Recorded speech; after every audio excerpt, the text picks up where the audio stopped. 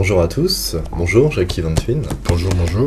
On va dresser un petit peu aujourd'hui votre portrait, surtout discuter un petit peu plus amplement avec vous de l'insertion, du message que vous souhaitez faire passer. Vous êtes un nordiste et vous êtes un ch'ti. Vous êtes né un petit peu avant les années 50, en 1945 dans le Nord.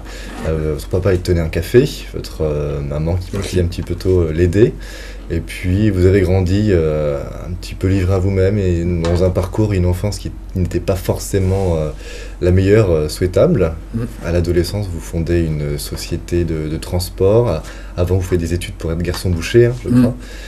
Et puis vous vous lancez, voilà, vous faites votre business, comme on dit, votre premier business, ça marche bien. Et puis voilà, quelques galères de la vie arrivent et les choses s'emballent un petit peu. Vous vous retrouvez en faisant une petite ellipse à la trentaine.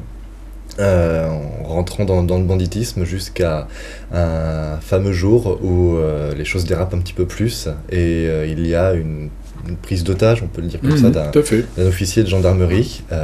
S'en suivra un séjour plus long en maison d'arrêt et un fameux soir où dans votre cellule, alors que vous purgez votre peine depuis de longs mois déjà, vous avez ce qu'on appelle une révélation, c'est ce que vous décrivez comme ça. Tout à fait. Qu'est-ce que c'est une révélation? Qu'est-ce qui s'est passé ce soir-là dans cette cellule? Qu'est-ce qui a fait tout basculer pour vous? Alors d'abord, premier surpris, d'une part que ça m'arrive, parce que je ne sais pas ce que c'est. Ensuite, c'est pas un vendredi soir comme ça, il y a un dénominateur, c'est-à-dire que en parlant avec quelqu'un, je dis, mais s'il y a une vie après la mort, alors Dieu existe, et d'une manière subjective et interrogative. Et dès que j'ai dit ça, une douceur infinie m'est rentrée dedans, partout, dans tous les membres. Je ressentais dans les articulations une douceur.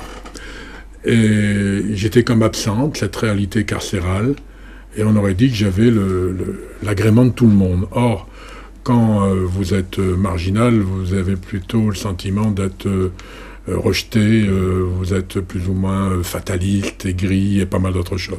Et là, d'un seul coup, j'ai l'impression d'avoir l'agrément du monde. Je ne comprends pas ce qui m'arrive, je vais me coucher, et le lendemain matin, je me lève et je suis dans le même état. Voilà. Mais c'est une réponse christique. La lettre ouverte aux jeunes. Bonjour. Vous êtes porteur sain de l'essentiel de ce monde, mais vous le portez d'une manière instinctive, intuitive. Porteur sain de l'essentiel de ce monde. Vous le portez de manière instinctive, intuitive. Le Christ est la connaissance de l'essentiel de l'homme. Alors cultivez votre essentiel par la religion, par la Bible, par la catéchèse, la spiritualité et surtout par la prière. Cordon ombilical de vie avec Dieu qui vous révélera à vous-même, qui vous fera conjuguer le verbe, qui vous libérera de toute crainte et qui vous donnera l'Esprit Saint. Les jeunes ont pour charisme de renouveler les choses par retour à l'essentiel. Ça, c'est important. Le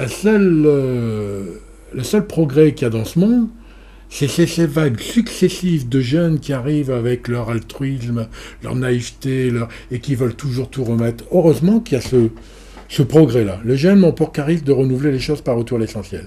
Le Christ nous dit, à nous les vieux c'est nous, retrouvez votre cœur d'enfant, gardez cette intransigeance du regard. Acceptez pas les compromis, l'hypocrisie, les faux-semblants.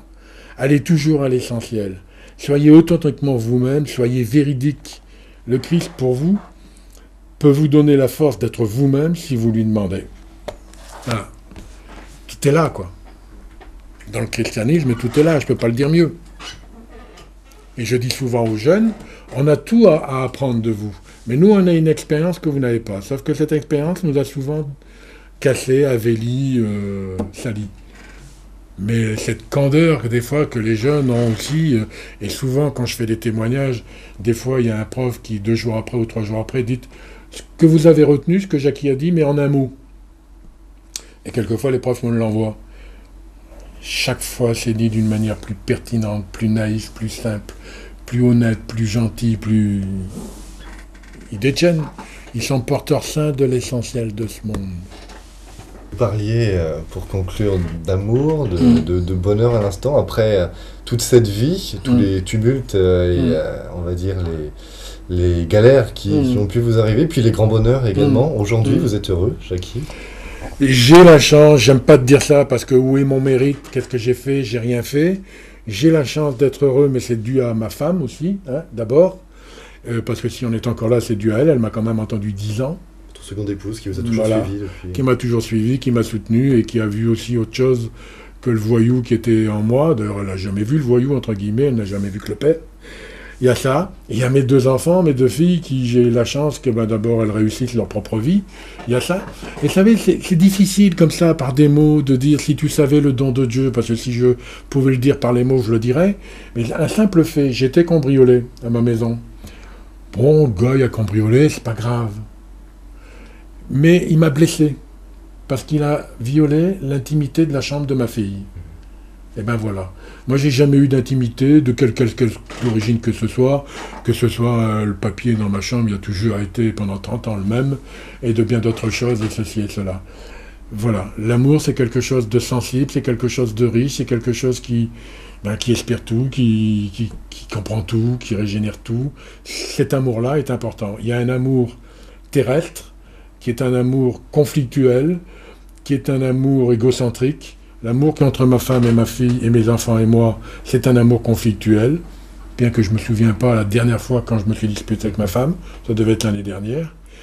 Et puis, il y a un autre amour qui espère tout et tout ça, mais là, il faut passer à un cœur oblatif, c'est l'amour chrétien, c'est l'amour qui est parfait, et si on a celui-là en ligne de mire, alors tout n'est jamais dit, c'est 2 libertés qui se conjuguent, qui fusionnent, qui foisonnent, avec ce Christ, et là, il n'y a pas de divorce.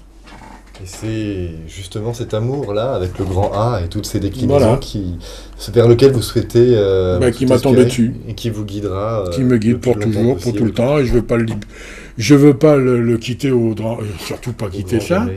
Et puis encore une fois, j'ai aucun mérite, je me soigne, je ne suis pas fou. Merci. Je suis pas fou. Merci Jackie Van Thuin. Voilà. Merci.